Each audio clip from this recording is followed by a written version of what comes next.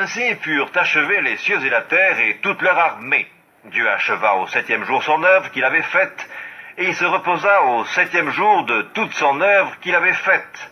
Dieu bénit le 7e jour, et il le sanctifia, parce qu'en ce jour il se reposa de toute son œuvre qu'il avait créée en la faisant. Voici les origines des cieux et de la terre quand ils furent créés. Lorsque l'Éternel Dieu fit une terre et des cieux, aucun arbuste des champs n'était encore sur la terre, et aucune herbe des champs ne germait encore, car l'Éternel Dieu n'avait pas fait pleuvoir sur la terre, et il n'y avait point d'homme pour cultiver le sol. Mais une vapeur s'éleva de la terre, et arrosa toute la surface du sol. L'Éternel Dieu forma l'homme de la poussière de la terre, il souffla dans ses narines un souffle de vie, et l'homme devint un être vivant. Puis l'Éternel Dieu planta un jardin en Éden, du côté de l'Orient, et il y mit l'homme qu'il avait formé.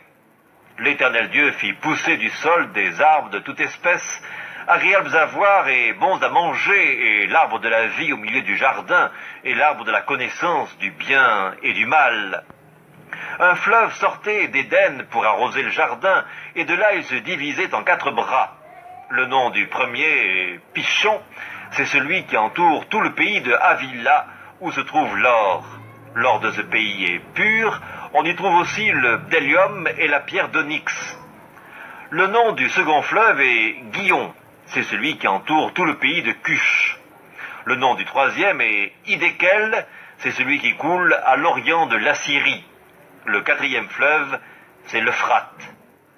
L'Éternel Dieu prit l'homme et le plaça dans le jardin d'Éden pour le cultiver et pour le garder. L'Éternel Dieu donna cet ordre à l'homme: tu pourras manger de tous les arbres du jardin, mais tu ne mangeras pas de l'arbre de la connaissance du bien et du mal, car le jour où tu en mangeras, tu mourras.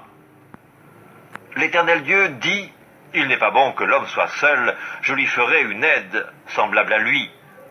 L'Éternel Dieu forma de la terre tous les animaux des champs et tous les oiseaux du ciel, et il les fit venir vers l'homme pour voir comment il les appellerait, et afin que tout être vivant portât le nom que lui donnerait l'homme.